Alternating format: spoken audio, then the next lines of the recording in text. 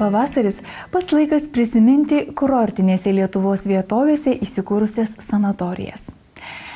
Eglės sanatorija viena tokių, kuri visuomet laukia besirūpinančių savo sveikatą iš anksto ar tokių, kurie nori sustiprėti po ligų. Pušynų prieglaustyje įsikūrusios Eglės sanatorijos darbuotojų šypsenos ir puikus aptarnavimas sušildys net labiausiai pavargusius nuo darbų ar ligų. Didžiuliame pirčių komplekse ir baseinuose atsigaus ir didelis, ir mažas. Aromaterapija – gydymas aromatais ir kvapais.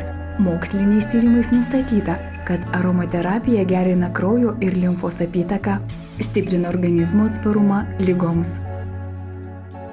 Vertikalios vonios gydo raumenų, raiščių, kaulų, sąnarių ligas.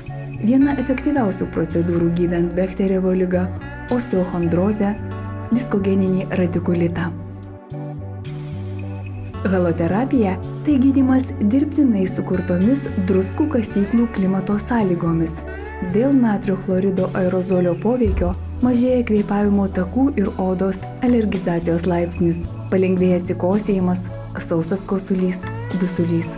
Eglės sanatorijoje atliekamos baltojo purvo procedūros, kurių metu gerėja medžiagų apykaita, šalinamos kenksmingos medžiagos, gydomos odos ir judamojo aparato ligos.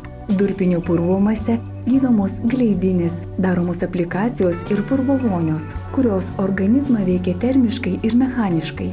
Eglės sanatorijos pasididžiavimas – mineralinis vanduo. Jo išorinis ir vidinis poveikis organizmui labai efektyvus. O naujasis sanatorijos kompleksas Eglė Plus įtiks net patiems išrankiausiems lankytojams. Daugiau informacijos www.sanatorija.lt.